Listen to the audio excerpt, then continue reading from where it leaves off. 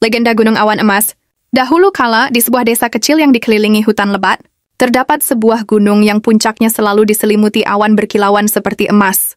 Gunung itu disebut Gunung Awan Emas. Konon, siapapun yang mencapai puncaknya akan menemukan harta karun tak ternilai. Namun tak seorang pun berani mencoba, karena diyakini bahwa gunung itu dijaga oleh makhluk gaib. Di desa tersebut hiduplah seorang pemuda bernama Arka. Ia adalah anak yatim yang dikenal jujur dan pemberani. Suatu hari desa mengalami musim paceklik yang panjang.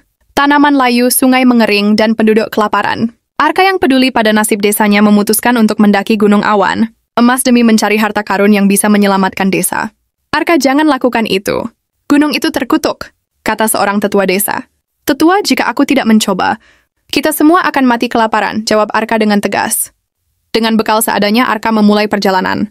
Ia melewati hutan yang gelap dan terjal. Di tengah perjalanan, ia bertemu seekor burung gagak hitam yang bisa berbicara. Wahai pemuda, mengapa kau berani mendaki gunung ini? Tanya burung gagak. Aku ingin menyelamatkan desaku, jawab Arka tanpa ragu. Gagak itu terkesan dengan ketulusan Arka. Jika itu tujuanmu, aku akan membantumu. Ingatlah, ujian terberat di puncak gunung bukanlah kekuatan, melainkan hatimu. Setelah perjalanan yang panjang, Arka akhirnya mencapai puncak.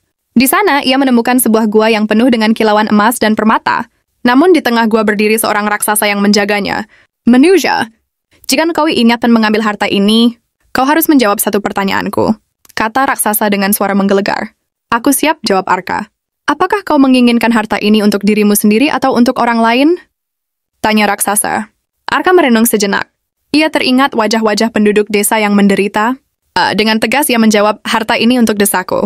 Aku tidak membutuhkannya untuk diriku sendiri. Raksasa tersenyum dan tiba-tiba berubah menjadi seorang pria tua. Kau lulus ujian, anak muda. Kau adalah orang yang tulus. Ambillah harta ini dan gunakanlah dengan bijak.